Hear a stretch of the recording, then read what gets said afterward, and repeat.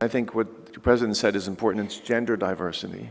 It's just not just female diversity. And one of the biggest compliments that was paid to me was one of our woman orthopedic surgeons who left our hospital to become chairman of Yale for pediatric orthopedics. And on her way out, her exit interview, she said, "You are what we call a he for a she." Biggest compliment I've ever had from a woman. You are what we call a he for a she. And we do need to advocate for women in our department and diversity, and I think it's incredibly important. We actively recruit diversity. That's incredibly important. So with that, I'm going to move on to my talk. It takes a village to raise a child. So what I'm going to talk about is the old proverb that it takes a community of people to provide for and interact with children, for those children to experience growth in a safe and healthy environment. And I just want to talk about what we've done at our small little hospital. We have taken this village concept and built huts. And the huts are Shriners, Touching Hands, and a variety of charities that I'll talk about, including Ronald McDonald House and Global Medical Relief Fund.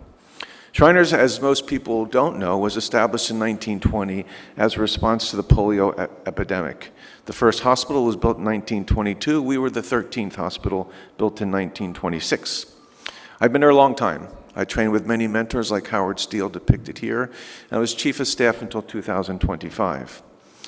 Moving on to Touching Hands, so we have Shriners as one of the huts. Touching Hands started when I was president of the Hand Society in 2014. And during my presidential speech, I asked the membership to do more for humanity, to expand hand care to the have-nots. I also stated that just like in India, 1/2 of the world lives on less than $2 a day, and we need to make a difference. I quoted Martin Luther King, who stated that of all forms of inequity, injustice in health is the most shocking and the most humane. And then my metaphor was that I felt the world was like a cleft hand with a divide between the haves and the have-nots, and we were the surgeons and therapists who could fix it. Our goal was an endowment of $5 million. I don't know where we came up with that number. I think it was Jim Chang, who's depicted here, who just made up that number. And then we just stood back and see what happens. And what happened was absolutely, positively amazing and still awe-inspiring to me. $5 million was reached in 4 years by the members and their supporters. Outreach Pillar was added as an establishment of the Hand Society. It's now endowed in perpetuity. Currently, the endowment is about $10 million, and there's 25 missions slated for 2025, beginning with a singular mission in 2014. The other parts of our village to make it work for children is the Ronald McDonald House and Global Medical Relief Fund. Many people don't know about the Ronald McDonald House, but it's a Philadelphia story, like most things, I think, right? And it all started when a football player, which I'll talk about in a second, approached Jimmy Murray and Ronald McDonald Charities. Unfortunately, Fred Hill was a tight end for the Eagles, not soccer, but American football, and his child developed leukemia.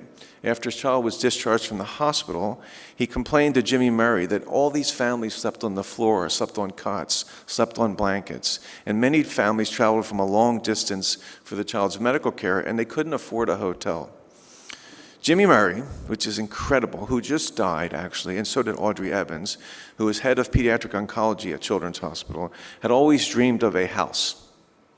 So they raised money, and they approached Ronald McDonald House. And the first Ronald McDonald House is in Philadelphia, which still exists on Chestnut Street, was opened in 1974. Incredible story, actually. If you fast forward, what about Ronald McDonald House now?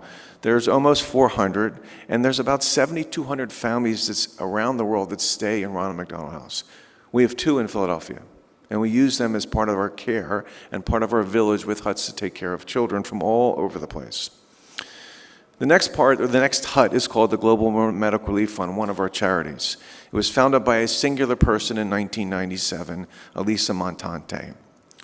Here's Elisa, and she epitomizes the statement, "Never underestimate the power of a small group of committed people to change the world. In fact, it is the only thing that ever has." She now has a book, and a movie is about to come out documenting her trials and tribulations. In 2012, Tyler Perry gave her a house in Staten Island called the Dare to Dream House. We have many of our families, up to 6 families can stay at the house at one time. She provides transportation, she provides the food, and we provide the care. Part of how the village works. To date, they've treated 500 children, and 59 countries have been reached. So I'm going to provide one recent example about how this village works, how Shriners Hospital for Children, how our charities, and how the Ronald McDonald House work to help us take care for these kids.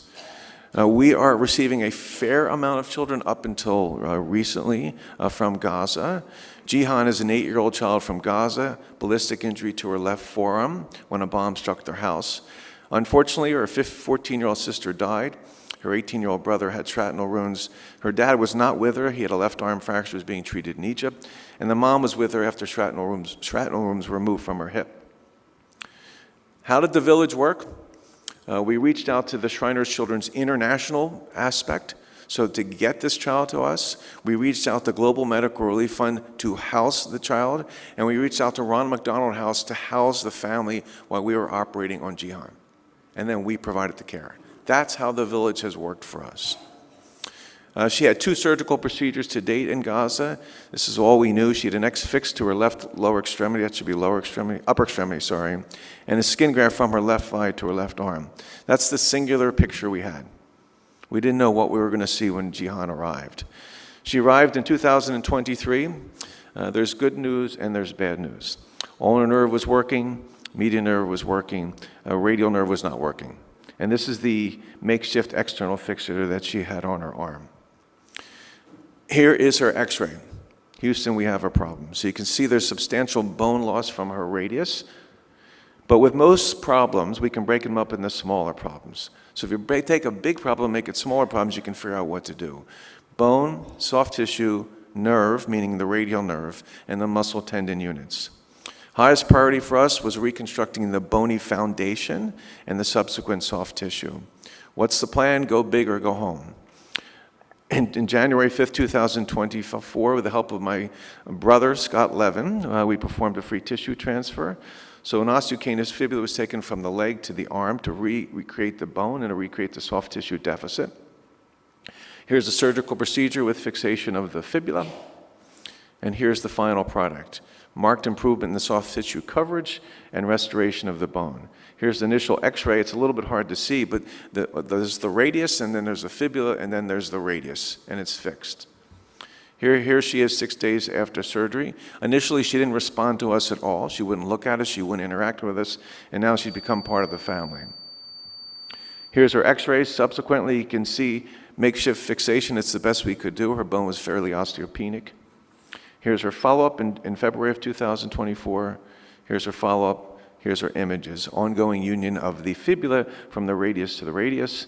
And here she is 5 months. And you can just see that she has recovered in both physically and emotionally. Here's her x-ray at 5 months showing that the radius is healed. Here she is, and here she is now, as you can see. And then about 3 or 4 weeks ago, we did tendon transfers for her radial nerve palsy, and she's still in the recovery phase. So that is exactly how our village works, a coordinated effort between Shriners Hospital, Touching Hands, Ronald McDonald House, Global Medical Relief Fund. Thank you very much, and thank you for all you do.